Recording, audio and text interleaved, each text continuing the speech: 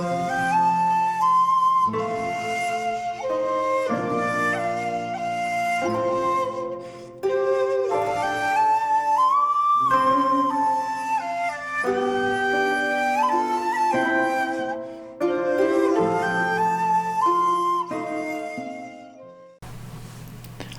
there, this is Solitary Ronin from Solitary Ronin Films, and welcome to our random review.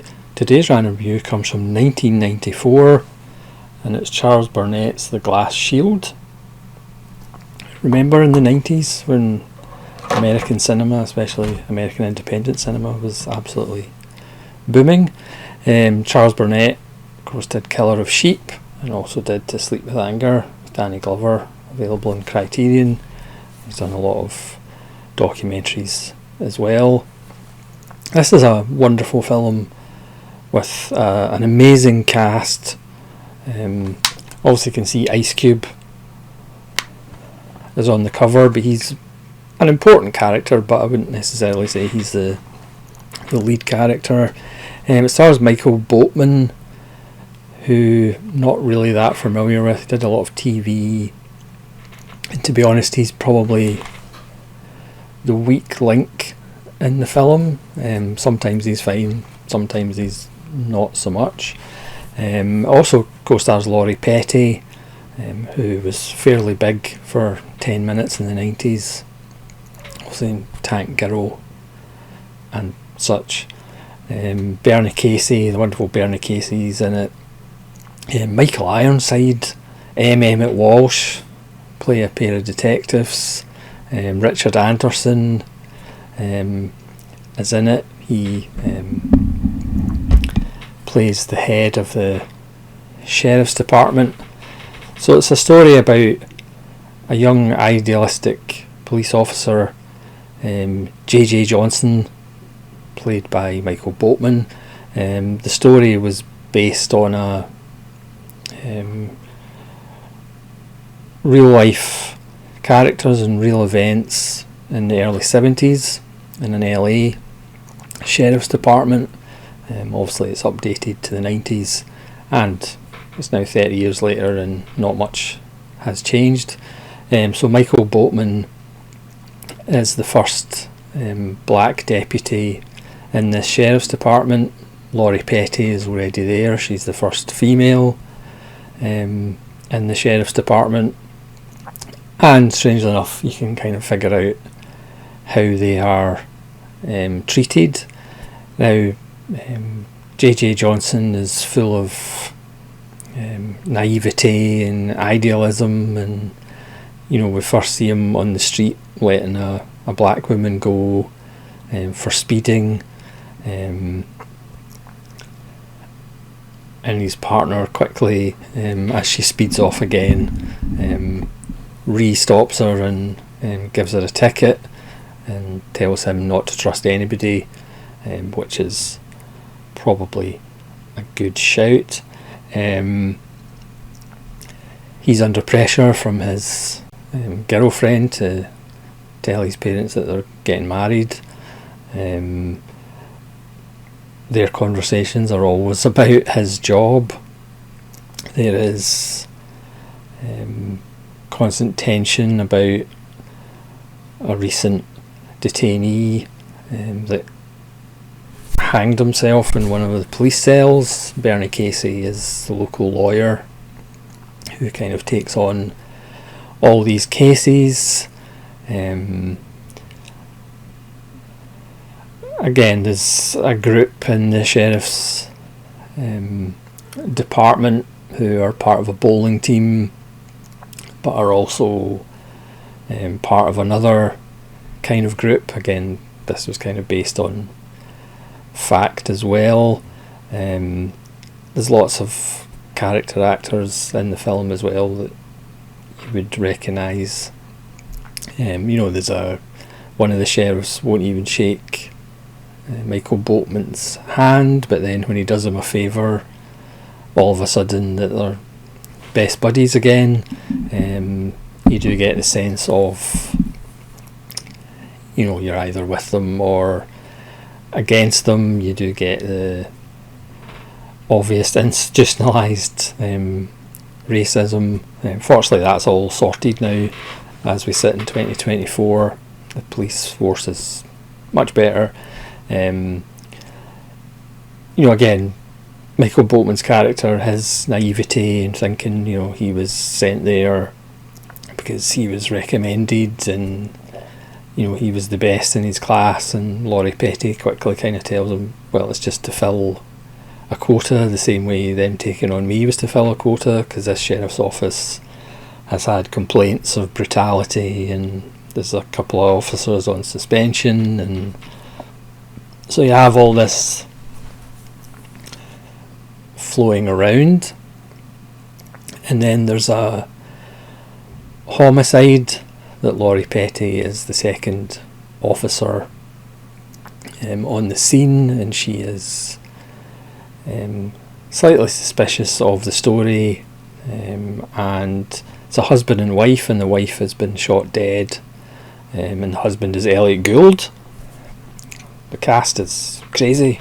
So Elliot Gould is the husband, and he claims that two black guys got out of a car, threatened him with a gun, but shot his wife in the passenger seat, past him, and even though the wound was actually in an upwards direction in her head.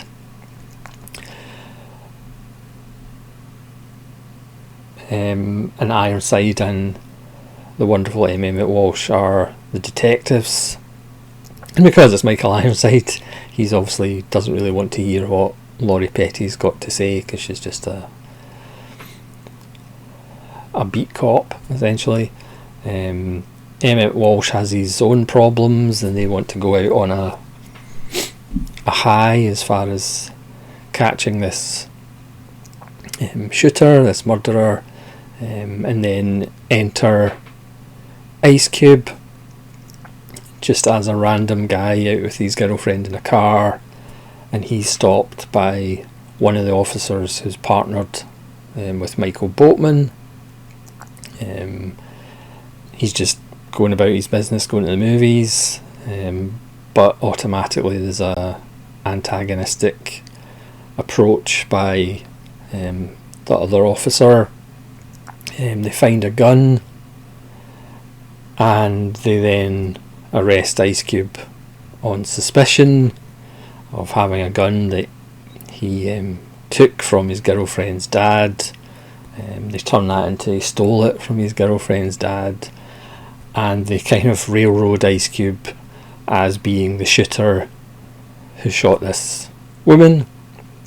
Obviously Ice Cube doesn't really know what they're talking about, and in a nice touch, they don't have Ice Cube using the language of the street, as Ice Cube is known to do in some films. He is just a young guy who works for a living, but of course they see him as let's put this together and clear this case, because who's going to be bothered. Bernie Casey, as I said, who's kind of the local lawyer who deals with these sort of cases and cases release, he takes on the case. There's more that comes out involving just about everybody in the film, in a kind of wire-like expose. It goes to the local council and local government, and it's told very astutely by Burnett. Laurie Petty's very good, because she's kind of hip to the attitude of the local sheriffs to her, so she can kind of help Michael Boltman out. But of course initially Michael Boltman, after the initial ball busting period, he kind of wants to fit in. he suddenly becomes kind of a little bit more aggressive, a little bit colder to his girlfriend, who's played by the woman who was in Deep Cover. I think that's the only two things I've actually seen her in. Again, those 90s. Before he kind of realises exactly what's going on. So again, it's also about, joining this club essentially, trying to fit in, trying to go along with what's happening before you realise maybe I shouldn't actually be going along with what's happening. Obviously there's contrivances. I wouldn't think everything that we see in the film happened exactly in real life. Of course there's filmmaking contrivances, but it's really good, beautifully shot. There's an interview with Charles Burnett. It's about half an hour long, and he talks about how the cinematographer they used likes the colour blue, so it's got a nice blue tinge to it. Everybody's really good. I say Michael Boatman at times isn't great, and then other times he's okay, but everybody else is fantastic. Obviously Michael Ironside's Michael Ironside, and Bernie Casey's fantastic. Richard Anderson's really good as the guy who's been in charge of the station for 30 years.